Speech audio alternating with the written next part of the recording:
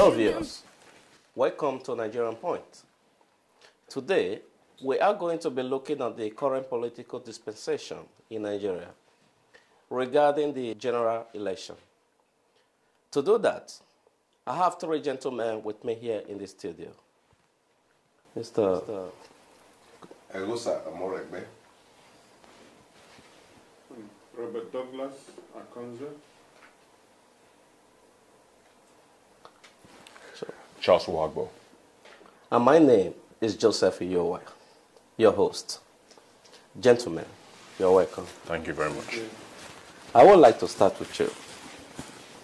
Looking at the current political dispensation right now in Nigeria, would you say we are moving in the right direction? I would say, to a great extent, we are moving in the right direction.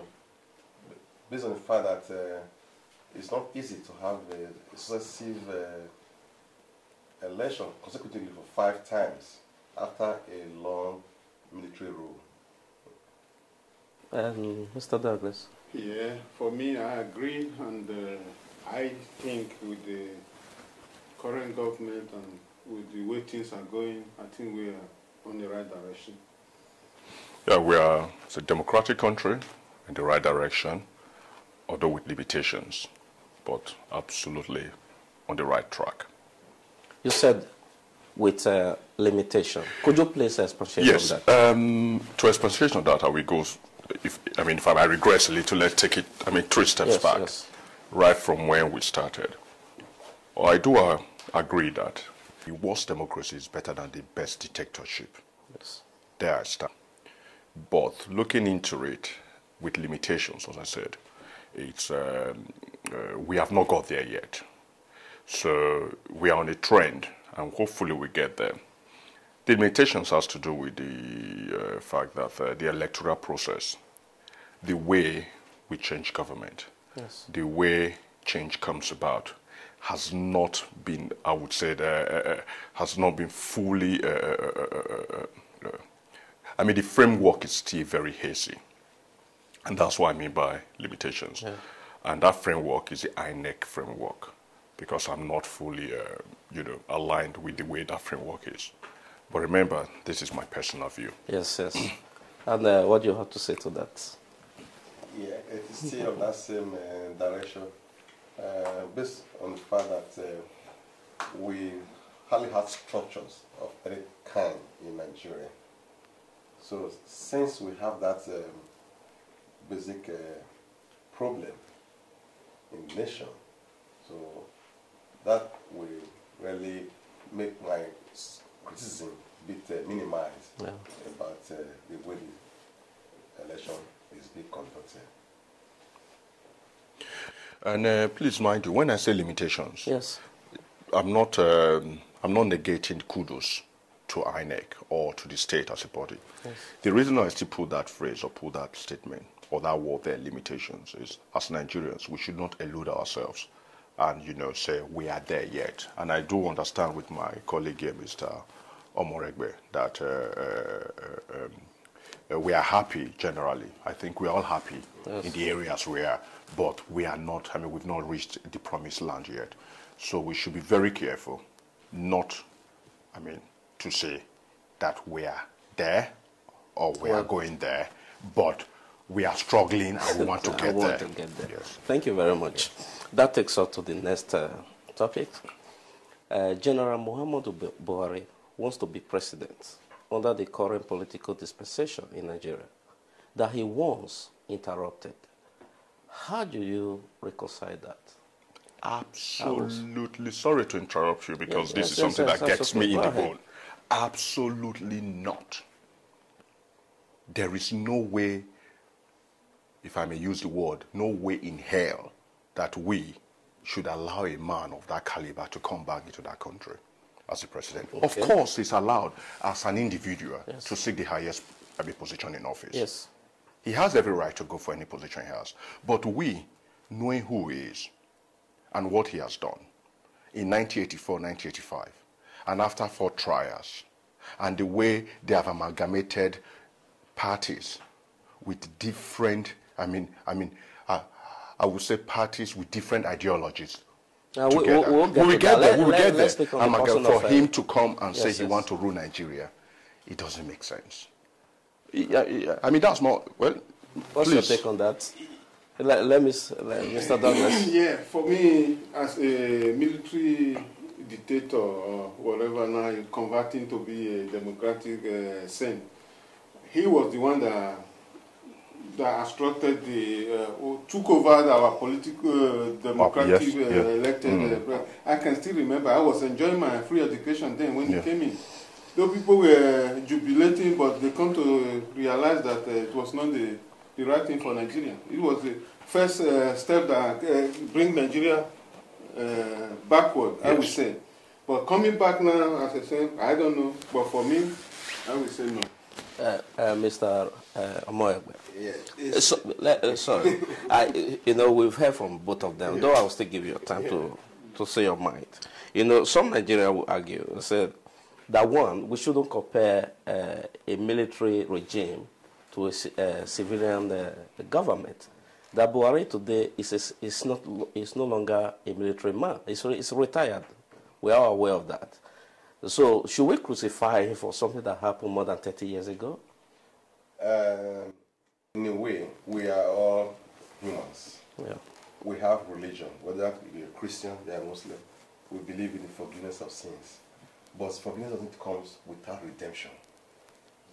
Buhari, when he overthrew the civilian government, he said he dutifully intervened in the affairs of Nigeria. Yes. It was not dutiful. He criminally intervened and changed the course of life. But since then, what has happened? Has he repented? Has he ever said, oh, it was a wrong thing they did at the time? He still hold on to that fact that he did the right thing. So how do we forgive somebody? So he still own up to the fact that it was the right thing for him to overthrow the government. And remember too, he still hold grudges against Babangida. That he shouldn't have overthrown him. That was a co-military leader too. Yeah.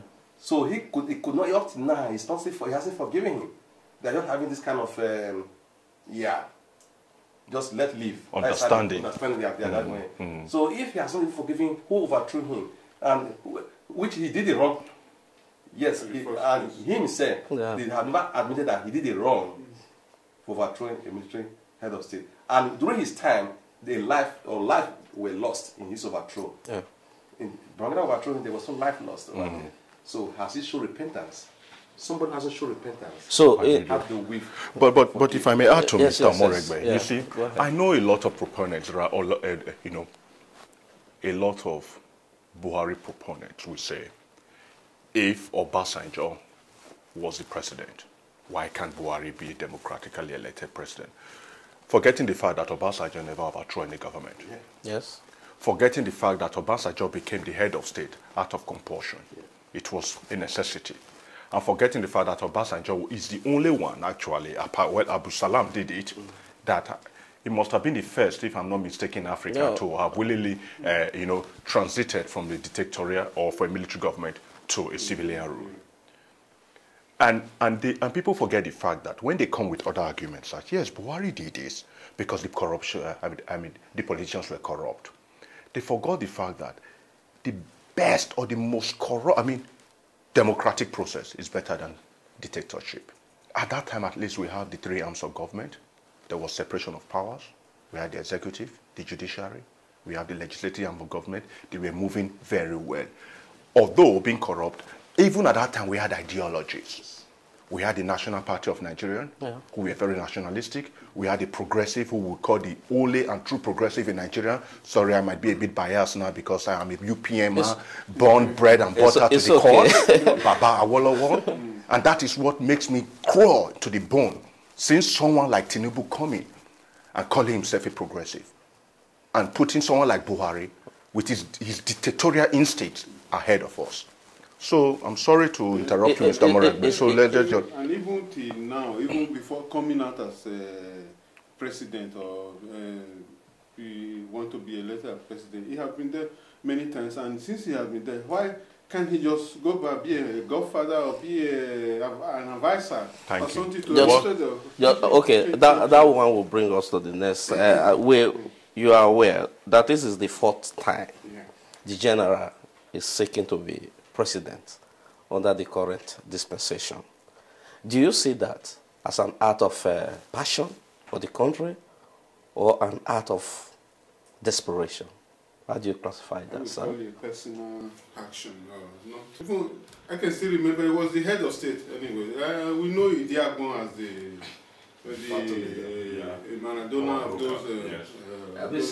This was just a rumor. It's not something. It's not a rumor, but I was officially already in the General Buhari was the head of state. He was the head of state, but it was Idiagbon the king. I think, gentlemen, I think to be it should be. I think this man is. Let's I think Buhari is deluded. You know, I think that man is a wise man. He's not corrupt, but I think there is some delusional tendencies around him. He's not really seeing the handwriting on the wall. I mean, if you have tried the first time, second time, create a new party, he's a great leader. I respect him. I respect his enthusiasm. But Nigeria has passed the stage now. Nigeria has passed Buhari. Nigeria is in another level. Buhari is still thinking of Nigeria as the place he left in 1985 or the place he was forced out in 1985. Buhari still believes in those programs, what he initiated in 1985. And Buhari still believes that, and yeah, I give it to him. Since Buhari left government, nobody in terms of corruption, since then, had structured a program like the War Against Indiscipline that was inoculated into the Nigerian gene in the mid-80s, before, of course, Babangida came in. And I think that delusion is what Buhari is holding supreme. That is what something he has taken along with him and believe that he can really give to us Nigerians. Forgetting the fact that that was 30 years ago. Over 60% of Nigerians are under 40. A lot what have passed under the bridge. A lot has changed. So he should be able to give us this same thing if he wants to through other means. Just like my gentleman friend said. Okay, Mr. Let's hear from Mr. Sometimes a majority of the population of Nigeria is being deluded to because people keep talking about he's not corrupt, it's not corrupt. Change. Or what is the yardstick the way to really measure corruption? In his days, he jailed the politicians he overthrew, which was the normal circumstances of what to do. Is that the way to measure his corruption? How about the governors who were there in his time? How many of them were tried? Were their books audited? When you say governor, are you talking about the civilian governor? The military that he overthrew, or military governors he appointed in his time? Okay, on that. For example, we know about Boy Jerry. Where was he governor for? Bender State. Yes. We forgot the Bender State Development Fund. So was it and that government has taken over from that regime? Wouldn't he have been overthrown? If he were overthrown, he would have been tried. And fine, that's how we have no corruption. So when we people, because there's this notion that the man is actually against corruption and he fought against corruption. Yeah. Are you saying that his fight was kind of selected or biased? Yes. Is that what you are saying? That's what I'm saying precisely. Because what structure did he put down that mitigated against corruption? None at all. Just by prosecuting it was even the UPN alleged state that he prosecuted then. Yes. What happened to the northern state? It was biased. Yeah. Totally biased. Totally biased about that. So I can't understand people talking about corruption. Corruption, he is not corrupt. Well, I cannot really believe it. What justice? How do we know that? So let other people go into his book and see what happened in his days. Mr. Douglas, what do you have to say to that? What I was trying to say, quickly, because we'll move to the next point quickly. We're talking about corruption. It was selected government or selected the people that he was after, like Ekweme and Bruce Ali, and what of all the northerners leaders, governors and leaders, as he said.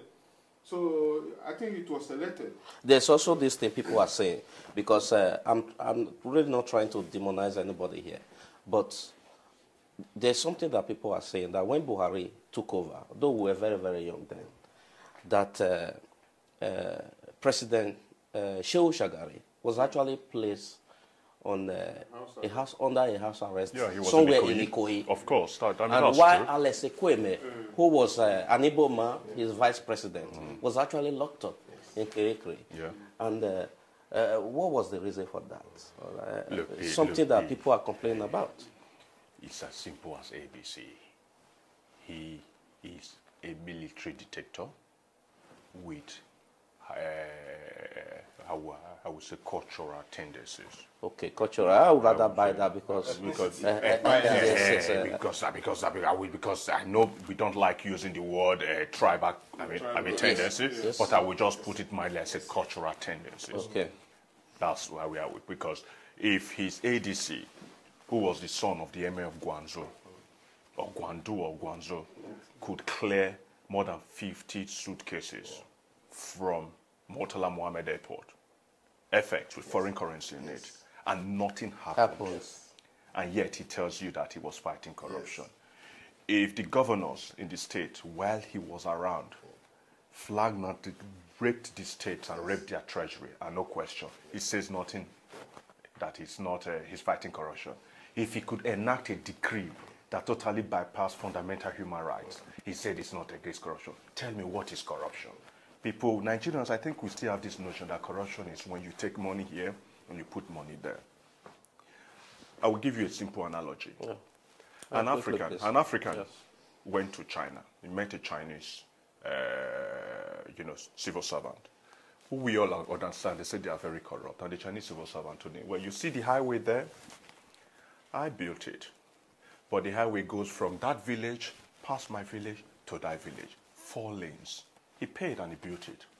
And what did the African man do? Or I won't say an African man, the other man, when the Chinese came to visit him, and said, have you seen the highway there? The Chinese man said, where? He said, yeah, that's right. Which highway? Because he didn't build it. He only siphoned and transferred money. But legal terms, using money unbudgeted or putting, that is corruption. But we know within ourselves as human beings, who will you say is corrupt, the African or the Chinese? By law, they are both corrupt. Yes. But when you look at the other effect of it, the Chinese really did, he built his highways. Yeah. The park of South Korea, the government was one of the most corrupt in its time in the 70s, General Park. But he was able to reinvest the money. So corruption is something I think we are now using as buzzwords around in Africa. It was also a military dictator, right? Of course. To those our viewers that might not know Park, it was also a military dictator in South Korea. So you can go on. I mean, because we put in the buzzwords, say corruption.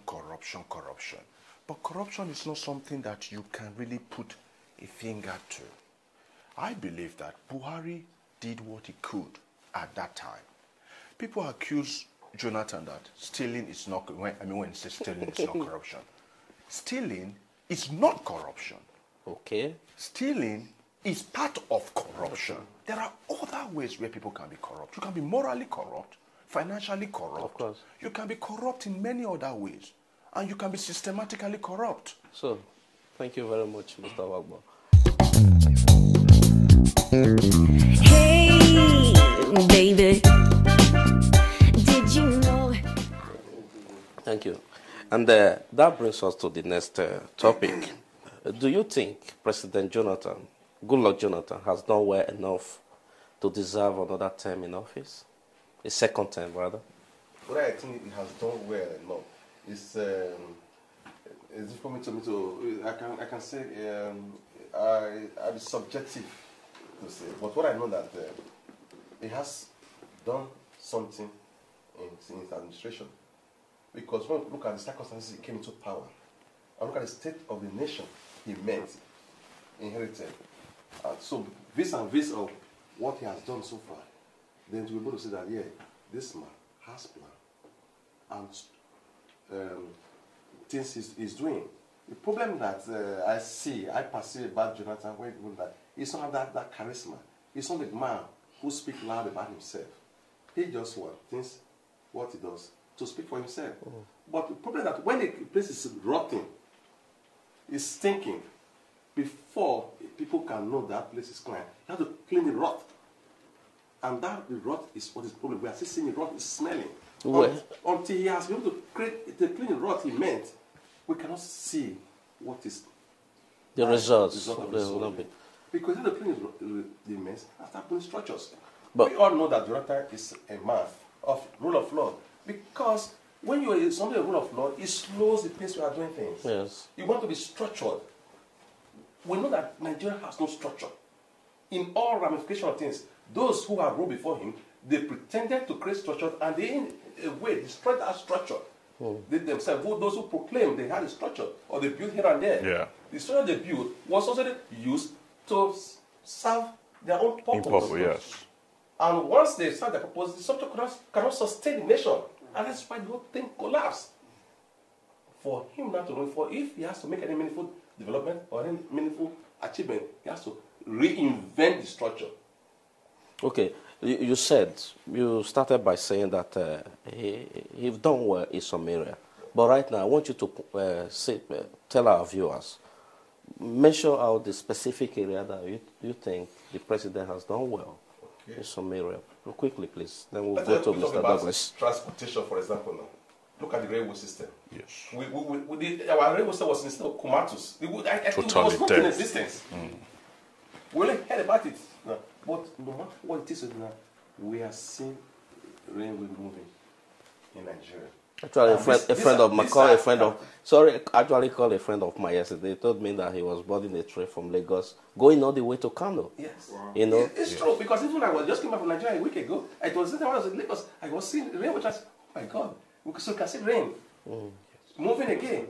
That is it today now. And we know these are capital intensive. Yeah, and these are things that are not built in a day. Yes. So before the general population will feel this impact, it takes time. It's not like go to the market and buy things and go and share. This is to be built. It's a structural something. Mr. Coming from that question, I would like us to just take 2 steps back and ask the question another way. Why do we think that Jonathan do not deserve another chance? Okay. Not if we think he deserves. Why don't we think? If there's anybody that feels he doesn't deserve, he should come out with his argument and tell us specifically, this is why Jonathan does not deserve another chance. If they mention corruption, that means they are totally in the, that is totally in the dungeons. That is not something they should mention. It's out of it. Because Jonathan is not the one that brought corruption into Nigeria. The people that want to, those that want to infuse Buhari on Nigerians, they know themselves. And they know the genesis of corruption. Sorry for interrupting you. You said he is not the one that brought corruption to Nigeria. Yes. But he is the head of state. He is the president of the country. Absolutely. So he's in charge. Absolutely. So if something is going wrong, he is the one to... Absolutely. But corruption is not called... When you fight, according to the famous, our former EFCC chairman, he said, when you fight, corruption fights back. You cannot stop corruption in 4 years. No. So he's not, do you mean that he's not doing anything about it? He has done something. He has done as well as... first and foremost, we made it... I think Mr. Moregbe said something about the rule of law. If you are a president and you want to rule any country, and you want to kill anyway, and you want to kill out corruption, you have to follow the rule of law. Corruption comes when there is anarchy, when there is no rule of law. You have to follow the structures that were placed accordingly by the Constitution. This is the first president under whose tenure we have not seen anybody jailed for an article. Yes. There was freedom of information. The Freedom of Information Bill has been passed. There's freedom of expression. People come around, they call him names or whatever they want to call him. They are still around the streets. Yes. Nigeria right now is ripe. Just like we are doing here right now. Just like people are flowing, people are talking their mind, people are discussing. You can even draw every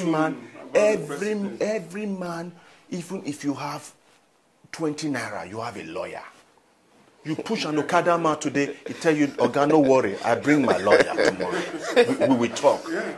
If that alone if that it's an culture achievement. is an achievement. Yes, yes. And I that agree. is the beginning. Rome was not built in a day. Yes.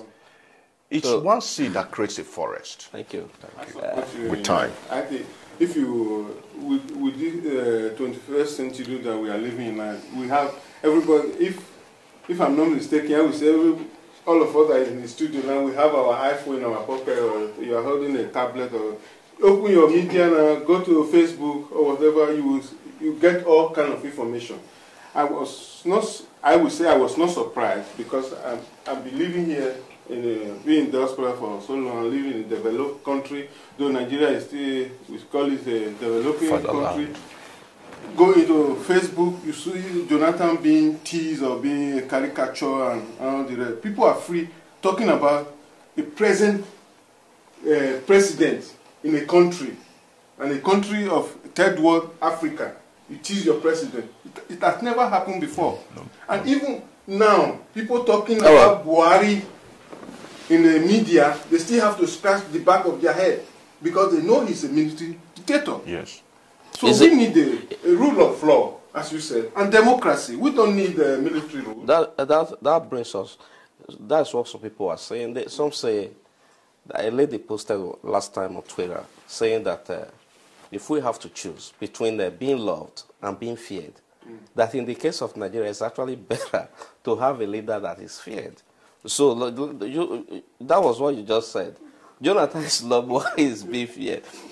That fear, don't you think that fear might kind of make a positive difference in Nigeria? You see, I'm very, if only, I think that lady or the woman that wrote that needs therapy.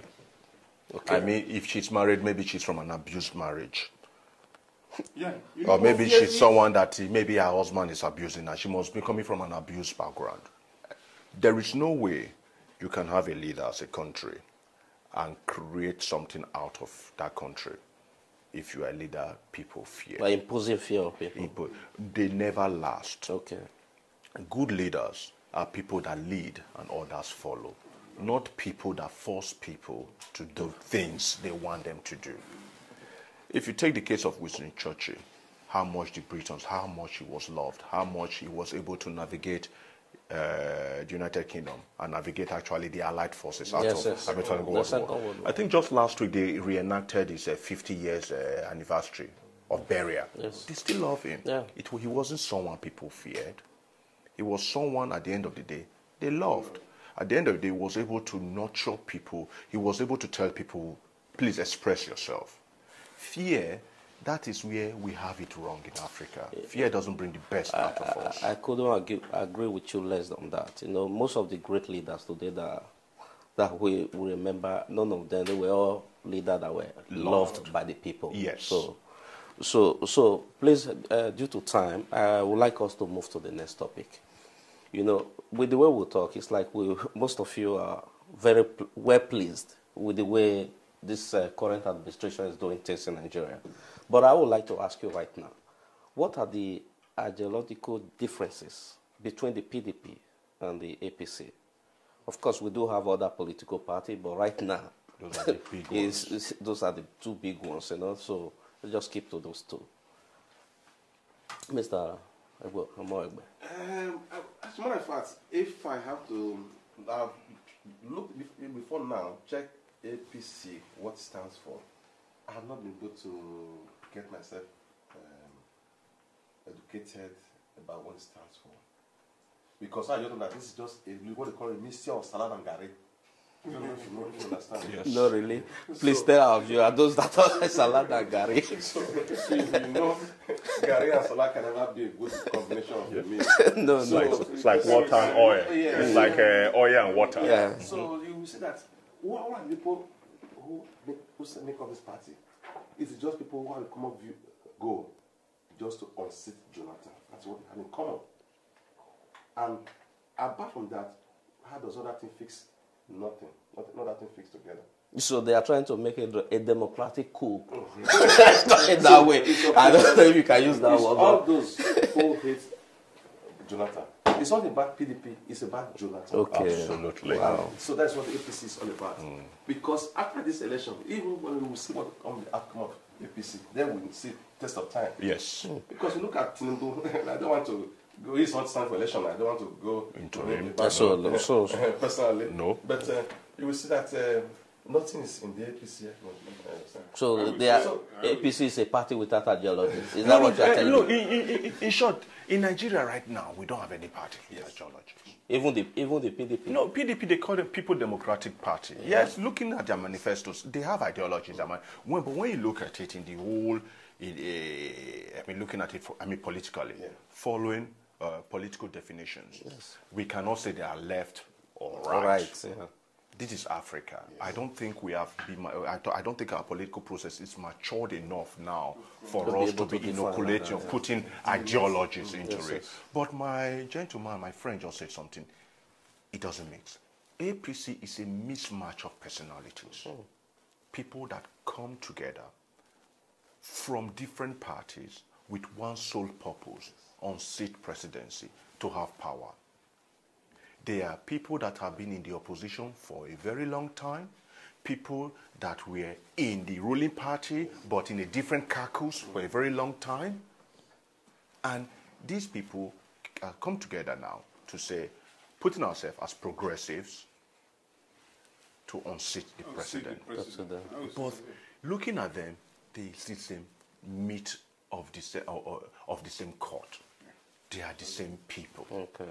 So that is why one pointing hands to the other and the other pointing, it doesn't really make sense at this time in time. So did they take the PDP ideology with them to the APC, like those that left PDP? I don't think they took any ideology with them. No. Those that were expelled from PDP were either bad eggs. Yeah, I would say the bad eggs. Were kicked out, or they wanted what they couldn't get. And what next to do? Is political harlotry. It's to go to another party, form them, and now they have amassed themselves into a number. So let's be fair here. Even there are also people crossing from the APC, also crossing over to PDP. That's what I said. So it's political harlotry. Yes. You see, when we are discussed, we mentioned the man Jonathan being the head.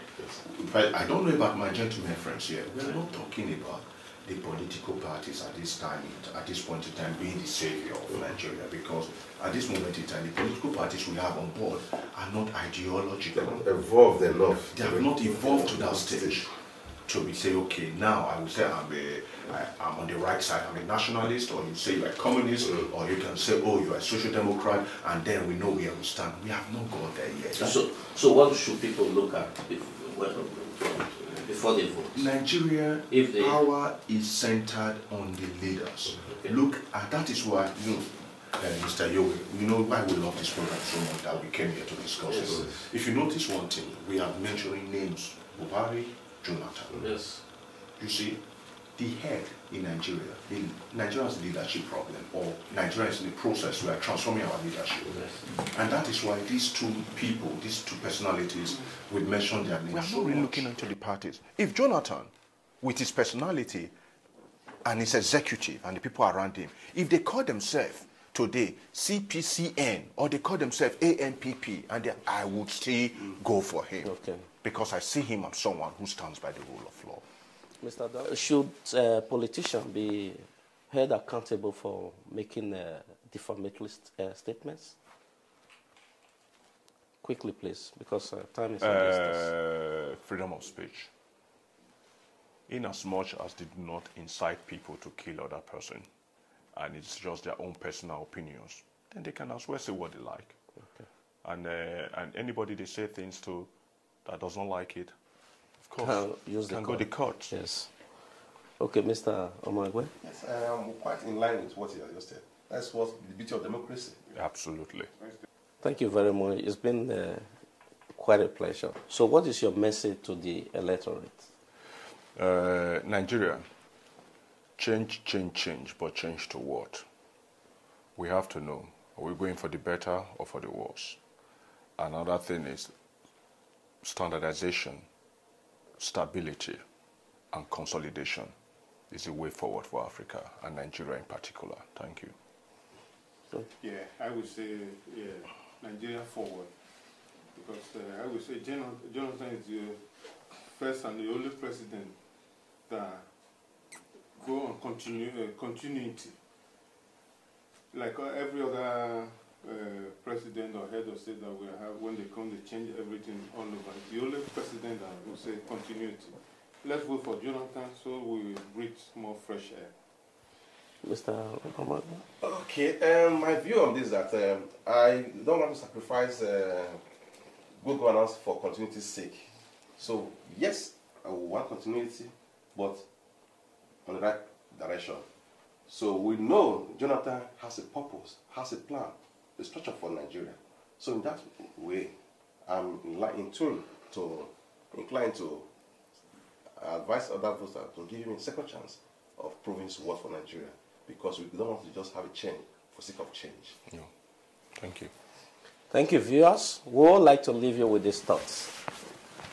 If you encourage corruption, then you are promoting poverty and underdevelopment of our people without you knowing it. If you encourage crime, then you are hindering the growth of our country. So please, let's look within ourselves and make that positive change that Nigeria urgently needs. Make una go out, make una go vote. If you not vote, don't be say after now you not go vote, later you will complain. No vote, no complain. Go out and vote. Thank you very much, and we'll see you next time. Hey, baby, did you know? I know you've been watching me. Did you know? I know you got